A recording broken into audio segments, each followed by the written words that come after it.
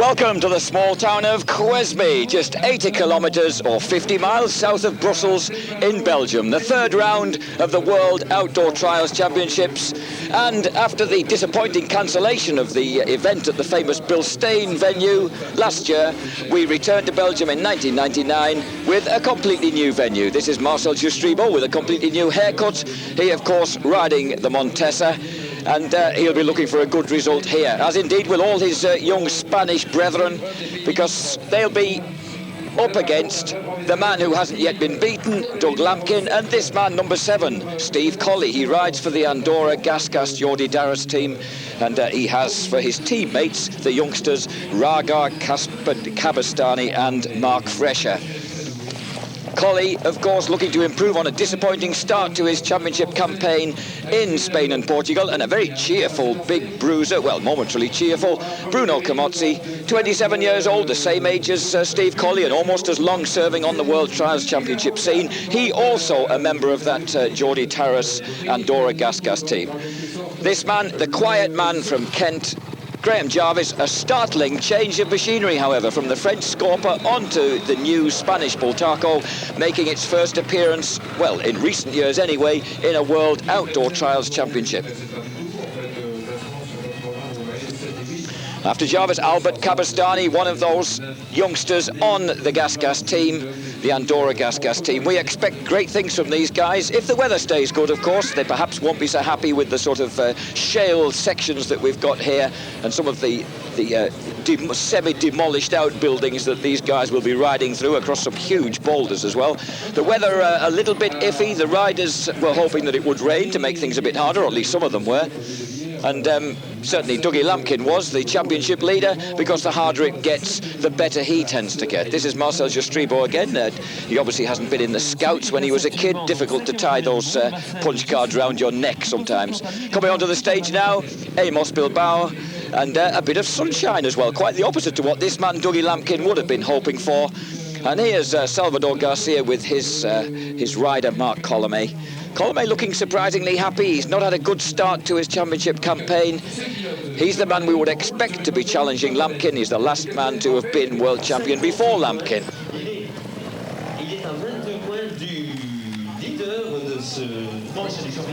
Fujinami's right-hand men head off to look after the Japanese champion, and another man testing his ability to tie those little knots, Mark Colomé, 24 years old now, the 1996 world champion, and the sunshine's positively blazing down here in Belgium from an almost clear blue sky. Dougie Lampkin then being introduced to the crowd, the boyish 23-year-old, but that boyish appearance disguises a phenomenal determination, which is a sort of streak that runs right through the Yorkshire family, from Silsden, of course, in West Yorkshire. And this is section 3 in the woods. We're down in the woods with one of those youngsters of the Andorra Jordi Darras Gasgas team. This is Adam Raga, number 29, the young Spaniard. Remember, he's got to keep moving forward outdoors, and that he's very successfully doing here. Fujigas follows him through, keeping an eye on things. And Steve Colley, the senior member of that Gasgas team, along with Camozzi. Jordi Darras, of course, 7 times world champion. He won the last 3 of those championships in succession on a Gasgas. He's here keeping an eye on his charges, and the leader of the team is, of course, this boy Colley.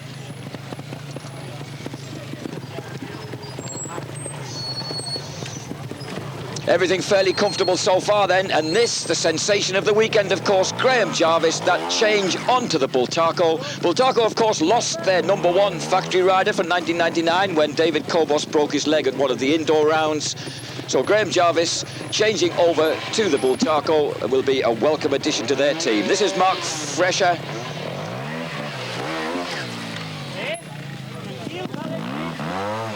And he also getting through clean.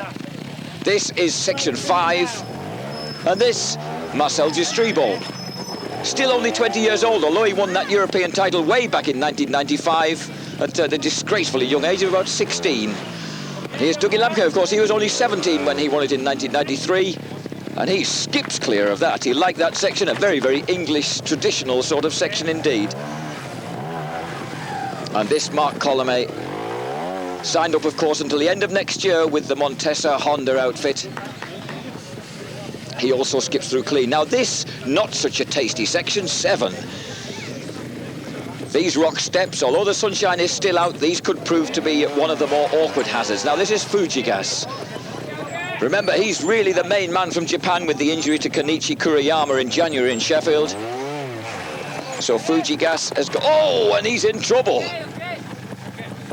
Fujinami now, can he escape from this? The marking here in Belgium, boy, it needs to be lenient, doesn't it? It's rather more lenient than it was in Spain and Portugal. Can he get away with a 3? Well, would you mark that a 3 or a 5? At the moment, he's still struggling with it. He can put those feet up anywhere he likes. If there was a ceiling, he could get it up. Get his feet up on it. He'd probably push from the ceiling. But he sort of escaped with the loss of 3 points. A rather doubtful one for Fujinami. In fact, that turned out to be half of his amazing first lap score of just 6 points gone. And this is Amos Bilbao. Not having a terribly good day, and it's getting slightly worse across here. Oh, look at that. Dougie Lampkin watching in some disbelief behind. How's Amos going to get out of this? The answer is keep the throttle closed and heave it up by whatever means you can. Ooh. And these really are quite bizarre and extreme 3s, but 3s they nonetheless are. It looks as if he's going to fight his way clear. So Amos Bilbao escaping from section 7 with a 3. The little Spanish veteran struggling as hard as we've ever seen him struggle, really. Now, how will Lampkin manage the same section? He's been riding with such poise. And he continues to do so with a brilliant clean. A brilliant clean from Dougie Lampkin. Can Colomé match it?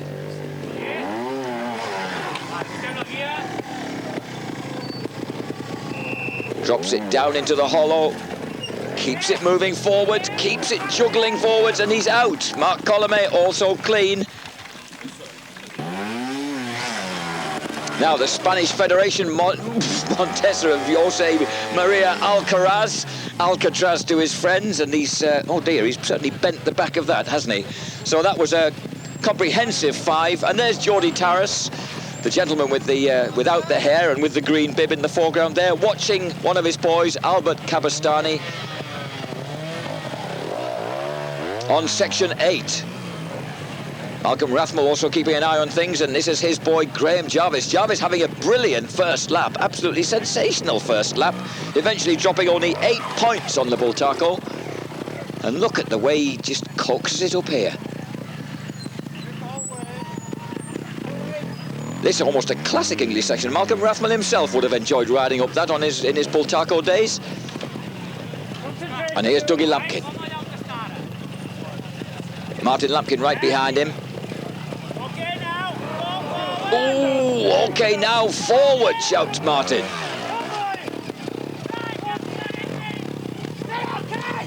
And a furious Dougie Lampkin hollers back at his dad, not pleased with himself at all to drop 2 marks on that section. He wouldn't have been expecting to do that. Forces the beater, the factory beater, built in Florence, out up that hill. But not a good ride just there for the World Championship leader. And that, in fact, those 2 points were half his total. He only lost 4 points on the first lap of the 15 sections round here. This is Colomé showing his more delicate skills and escaping with a clean. Section 11 now, and momentarily loss of concentration there. A quick dab from Albert Cabestany, and this is Marcel Jastribo on the same section. And he's struggling a bit. Oh! Well, sliding backwards with his foot down, but wrestling to get the Montesa clear. On to section 13, Steve Colley. Colley, remember, having fractured the ring finger on his right hand right behind the nail. A very painful injury when the bike crushed the finger against a rock at an Irish round, beg your pardon, a British Championship round in Ireland a week earlier. But he's surviving all right. He's been on antibiotics all week. The finger's not feeling too bad. And he's riding well. Steve Colley on his way to 4th place on the first day, and this man Fujinami just 6 points down on the first lap on his way to 2nd place. And he, at the moment, proving possibly to be Dougie Lampkin's most dangerous rival, the 19-year-old Japanese champion. And this is the Finnish champion from Espoo, just outside Helsinki, Joa Hindren. He's changed to a Montesa during the winter, finding it more to his liking than the gas he was riding previously. And he's looking neat and tidy in this section 13. Wears contact lenses, the short-sighted Finn. The contact lenses obviously working pretty well in this particular section. And he's on his way, in fact, on a tiebreaker with Jordi Pasque and Alcaraz. He gets 12th place ahead of the two Spaniards. Now we move into the town square, and the rains have descended on us. This is Bruno Camozzi. The second lap got increasingly wet. The sections became rather more treacherous. You can see the state of the gas there. And Frenchman Camozzi here in section 14. Sections 14 and 15 are actually artificial ones that are constructed in the town square of Cuesme, attracting a good crowd despite the weather, to see the world's best trials riders in action. And this is Mark Fresher on his gas. The young Spaniards suffering a little bit with the weather. They put in some good first laps, people like Fresher and Marcel Jastribol, but struggling a bit more in the rain. Fresher drops back, in fact, to 9th place, doubles his score from 16 to 32, losing 16 on lap 1, 32 on the second lap, for a total of 48 and 9th place. No such problem really for Lampkin. 4 points lost on lap 1. That increased to 7 points in the rain. That's the remarkable thing about Dougie. As the conditions get worse, his determination and his jawline seem to get more emphatic, and he cleans section 14. On his way to just 7 points lost on lap 2, a total of 11, which is half of the 22 dropped by Fujinami. A remarkable performance by Dougie Lampkin. So he's keeping his clean sheet, 20 points at each round so far. Now Mark Colomé, he's having a bad time. 17 points dropped on the first lap. Here he is in the wet, section 15. The last section of the day, and he's losing more points, and he's about to lose a fistful more. He's furious, isn't he? And that's a 5 on the last section, takes him up to 24 lost and drops him down to 5th place on the Montesa. So the former world champion, wow, he's having a really bad time of it. Is he going to be able to maintain any sort of challenge to Dougie Lampkin during the course of 1999? Well, we'll find out here on Eurosport, of course, where we're bringing you all the World Outdoor Trials Championship rounds as they go on through this season. And here the rather crude scoring board going up, and Fujinami having a quick look at it. He'll be happy to have finished second. Amos Bilbao, he's finished in 11th place. Oh, he looks reasonably happy with that, Amos. Amos Bilbao then 11th on the day. It's first day here in Belgium. I've ridden well today, I've scored very well. The start of the trial was a little bit, I don't know, maybe nervous, and I made not really mistakes, but not really on top of my job. I ended the first lap on 4 points, which I was happy about. I was leading 2 points in front of Fujinami. It started raining a little bit, and then the second lap we've ridden in complete rain all the way, and that's been very, very slippery. I thought that Fujinami may have got too far in front, but luckily he made 1 or 2 quite big mistakes, and that enabled me to keep a good distance from him, and that's what I did until the end of the lap. So I'm really happy with the result today, and I hope I can do the same again tomorrow. Thank you. See you later. And that was Dougie Lampkin, the world champion, pretty happy with his day. Another maximum score of 20 points ahead of, on the left of your screen, Takahisa Fujinami, and on the right, Graham Jarvis. A tremendous performance for him, first time out on the Bultaco. That promises a good season ahead for the young man from Kent. Join us again in a moment.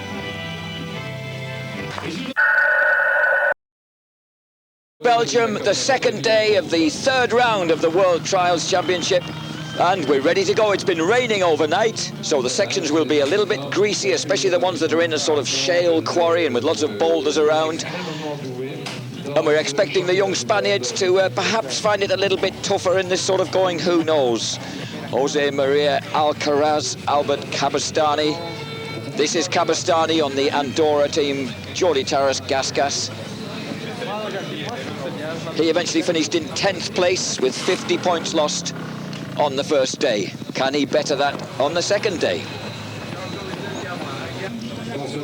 Some of the riders, of course, were looking for... Incidentally, Alcaraz finished 14th, losing a three-way tiebreaker with Pasqua and Joa Hindren. Cabespany 10th, just 2 points behind Mark Fresher. And Jastribo, this is Marcel Jastribo, he finished 6th, just 1 point behind the smiling Marc Colomet. Well, Colomet, he wasn't smiling at the end of the day yesterday. Will he be smiling at the end of the day today? It's perhaps he's getting resigned to the fact that life's getting hard. And here he is, the man who surprised everybody, really, perhaps except himself. The quiet man from Canterbury, who's resided now for 5 years, in fact, in Yorkshire with Malcolm Rathmell. Graham Jarvis, debut on the Bultaco, bringing a 3rd place. Finishing, of course, behind the Japanese champion, number 5, Takahashi Fujinami, on the factory Honda. The tough little Japanese guy carrying Japanese hopes, and he's carrying them extremely well this year. Still only 19 years old, of course. He finished 7th in the World Championship in 96, 4th, just 6 points behind Kuriyama in 1997, and 5th, just a point behind Jarvis last year. Dougie Lampkin, however, he is absolutely undefeated in the World Championship so far. Both days in Spain, both days in Portugal, the first day here in Belgium. Can he do it again? He and the factory beater, eventually we're going to start thinking, A, can anyone beat him, and B, could he become the first man to go through a season with a 100% record? And here we are on section 7 with Mark Fresher, number 13. If he was an Englishman, he wouldn't want to be riding this, would he? But he's through.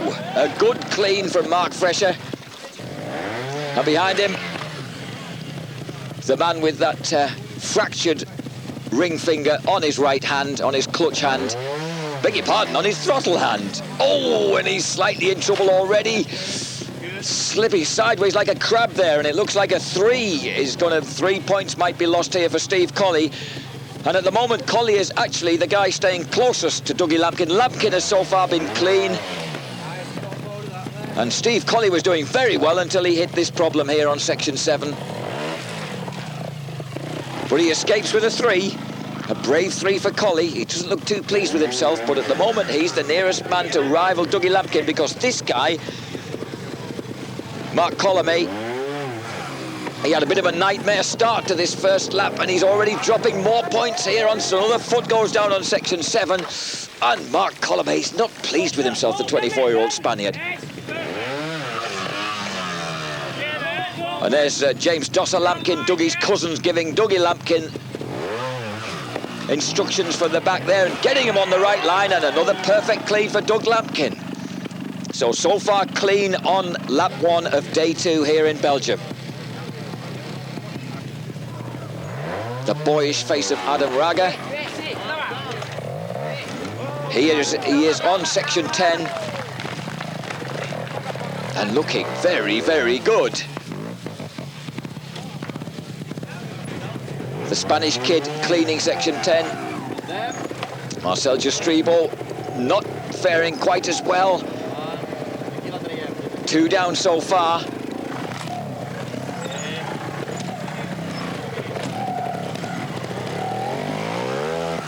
But Jastribo recovering his poise, staying feet up for the rest of that section. Oh, and a problem straight away, unexpectedly, from Colomet. And at the moment, his confidence seems to be in tatters. The 1996 world champion is really struggling. So another point goes astray on section 10. And Mark Fresher, 1 point down on the big rock step there. His minder looks a little disbelievingly at the observer. Fresher heading for just 16 points lost on the first lap, so a very respectable performance for him on the first lap. And this, Cabestany, staying clean on the same section 12. The almost artificial hazards of the carnage of these sort of ruined out buildings here. Fujigas launches the Honda, and there's Dougie Lampkin hiding behind the wall there so as not to be spotted by Fujigas while he has a look at his line. And here he is up a mighty rock step further around the same section.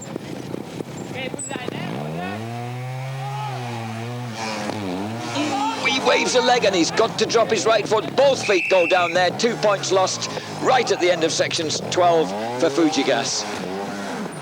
Here comes Mark Colomé.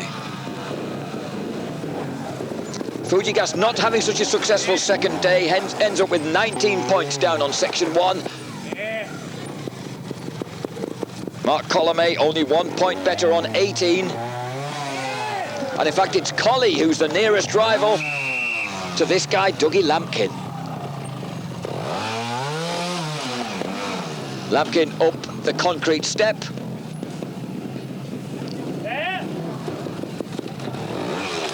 Father Martin issuing the directions.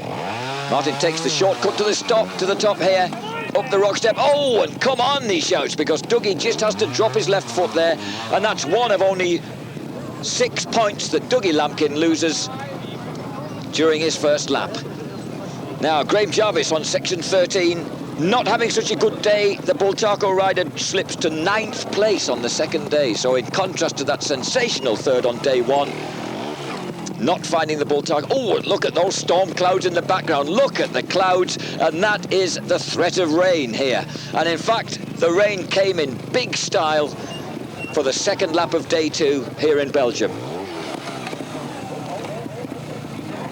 Graham Jarvis keeping, beg your pardon, Malcolm Rathmell there with his back to us, keeping an anxious eye on the Bultaco.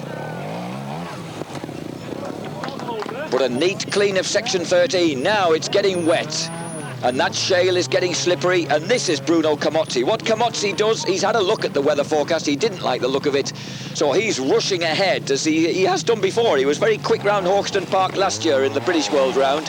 Finished way ahead of everybody else, and here he is going for it big style. Don't worry about the odd foot down, he's thinking, just keep going. 3 lost there, but he scrapes out of section 11. You can see how much effort he's putting into it in the rain. The rain is getting really heavy, and Bruno, in fact, through rushing on, rather like Marcel Jastribo's trying to do here, Bruno Camozzi lands the best score of the second lap, just 14 points, because he got so much of it through in the relative dry. There's Marcel Jastribo also gunning his way out of section 11, not too pleased with the rather second-hand look to his Montesa. Here's Steve Colley trying to do the same, but it's getting very, very slippery.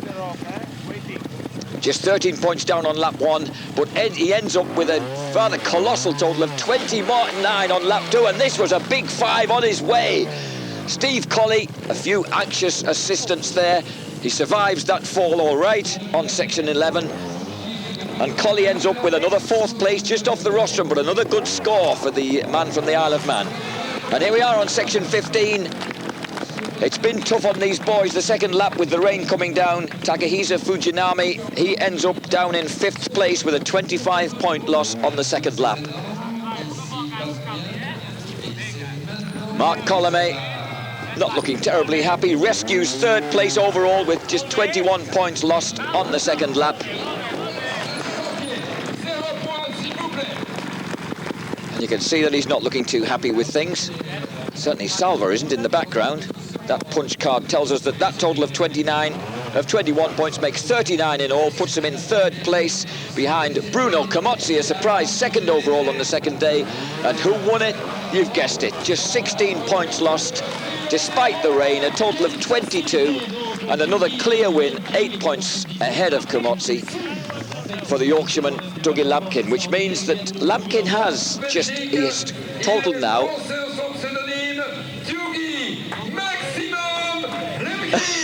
There's our new nickname for Scoot, Dougie Maximum Lampkin, 120 points out of a possible 120, and 30 points adrift now for that man in the centre of your screen, the 1996 champ Mark Colomé. He's obviously got a lot on his mind. How on earth can he manage to do anything about Dougie Lampkin and the sort of form that this guy has been showing so far this year? It's the second day in Belgium today. I've ridden well today. I made a couple of really bad mistakes. I 5'd the first section on the second lap, which was quite a big problem, but the rain came down again as it did yesterday, and I rode well really throughout it. I only made 2 or 3 mistakes where I had to take 3 points, but now I'm happy with the weekend. I've taken a lot of points on Mark Colomé, the nearest rival, so I have to be happy with my result this weekend. So we'll see what happens next week in the Isle of Man. Okay, see you later. So the defending champion and world title leader Dougie Lampkin, as he says, we'll see him in the Isle of Man. Join me, Jack Bernicombe, next week for the highlights of a thrilling round in the Isle of Man. See you then.